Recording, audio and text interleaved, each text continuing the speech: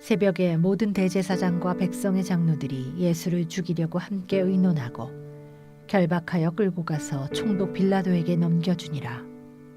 그때에 예수를 판 유다가 그의 정죄됨을 보고 스스로 뉘우쳐 그 은 30을 대제사장들과 장로들에게 도로 갖다 주며 이르되 내가 무죄한 피를 팔고 죄를 범하였도다 하니 그들이 이르되 그것이 우리에게 무슨 상관이냐 내가 당하라 하거늘 유다가 은을 성소에 던져놓고 물러가서 스스로 목매어 죽은지라. 오늘은 고난주간 네 번째 날 목요일 말씀입니다. 오늘 본문에 보면 모든 대제사장과 백성의 장로들이 예수를 죽이려고 함께 의논했다는 말씀으로 시작됩니다. 이들을 한마디로 공회라고 불렀습니다. 이스라엘의 실질적인 지도자들의 모임이라 할 수 있는 것이죠. 이 당시 헤롯이라고 하는 분봉왕이 이스라엘을 다스렸습니다. 하지만 이 왕을 백성들은 인정하지 않았습니다. 결국 백성들은 공회라고 하는 이 종교적 지도자들을 신뢰하고 있었습니다. 즉 하나님을 섬기는 백성이요 하나님께 예배하는 공회입니다. 대제사장과 백성의 장로들입니다. 그런데 이들이 무엇을 가지고 논의했습니까? 예수를 죽이려고 함께 의논하고 있습니다. 예수를 판단하려고 한 것이 아니라 죽이려고 논의한 것입니다. 이유가 있습니다. 이 당시 사람을 죽이는 권리는 오직 빌라도 총독에게만 있었습니다. 그래서 단지 신성모독이라는 말로는 결코 사형을 시킬 수가 없는 것입니다.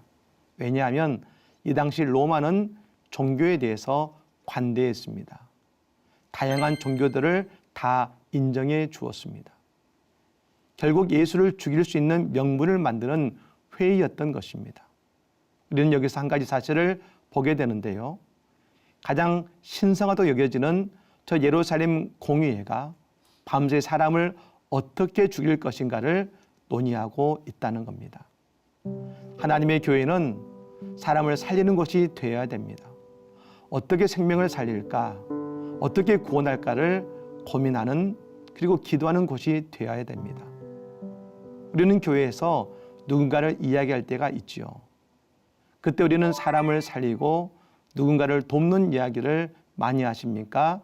아니면 누군가의 흠을 이야기하고 누군가의 잘못을 평가하고 있으십니까?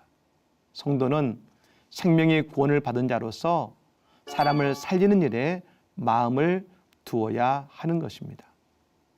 가룟 유다는 예수를 죽이려는 마음은 없었을 것입니다.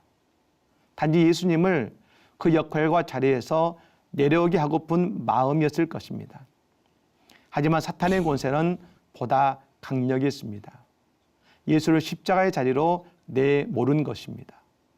이 사실을 알게 된 유다는 엄청난 죄책감에 시달렸을 것입니다. 결국 그가 그의 스승인 예수를 죽음으로 내몬 것이 되어버렸습니다. 결국 그는 무언가 잘못되었음을 알았고 그 자신이 얼마나 큰 죄를 지었는지를 알게 된 것입니다. 3절 말씀에 그때 예수를 판 유다가 그의 정죄됨을 보고 스스로 뉘우쳐 그 은 30을 대제사장들과 장로들에게 도로 갖다 주며 스스로 뉘우쳐 자신의 잘못을 깨달은 것입니다. 그러나 그는 결국 스스로 죽음을 선택합니다.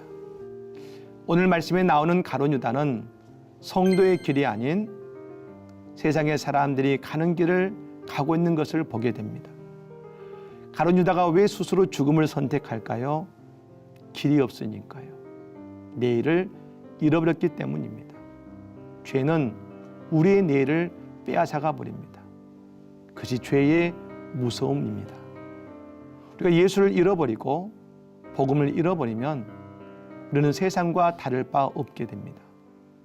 대제사장과 백성의 장로들이 예수를 죽이려고 논의할 때에 그곳에 하나님이 임재하셨을까요? 그들은 하나님을 떠난 것입니다. 유다는 예수님을 떠났습니다.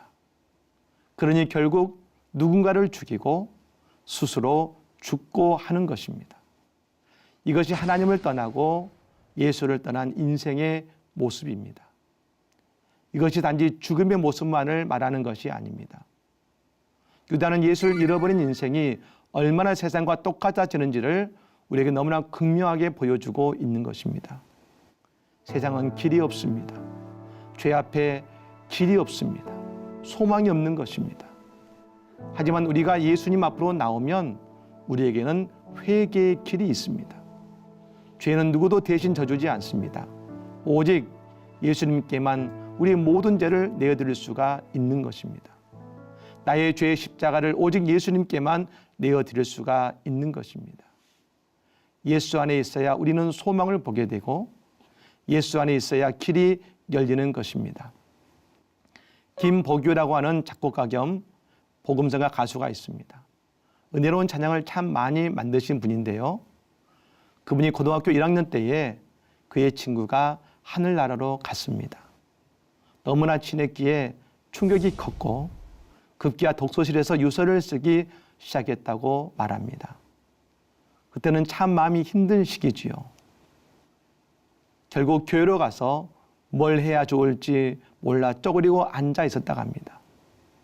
그때 이 사실을 알게 된 교회 선생님이 이 김복유를 찾아오신 것입니다. 그리고 위로하시며 이런저런 이야기를 하십니다. 그때 복유가 말합니다. 지금 아무 소리도 안 들리니까 좀 조용히 해주세요. 한동안 아무 말도 없던 선생님이 그의 어깨에 손을 얹으시더니 복유야, 내가 아프니까 나도 아프다. 그러면서 울먹이시더라는 겁니다.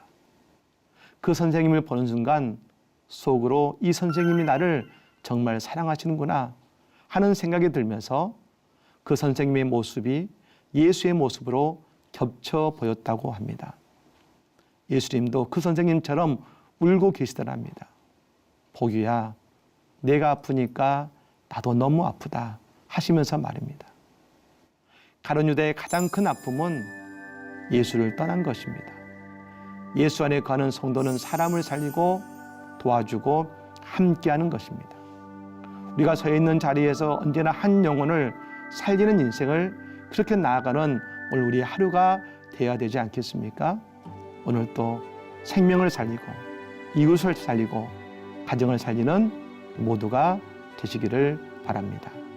잠시 말씀을 묵상하겠습니다.